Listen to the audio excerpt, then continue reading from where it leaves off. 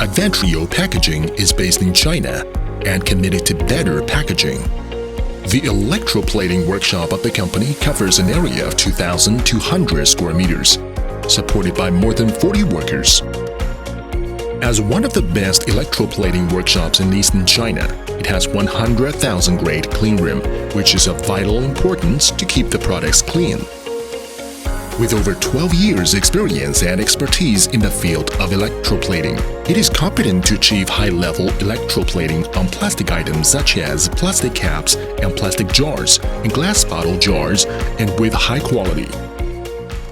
Electroplating technology refers to an electrolytic method by which to attach metal to the surface of articles, forming a metal layer on them which is evenly, compact, and excellent in binding force. In electroplating, usually 3 kinds of metals of copper, pickaxe, and chromium are used to form a surface decoration layer on plastic items in the form of compound electroplating. And as per the requirements of clients, different colors can be formed on the surface of products, of glass or plastics. Decorative electroplated layers feature a metallic appearance, which is irreplaceable by other coatings. And by changing the electrolytic technique, we can create novel and distinctive colors and appearances.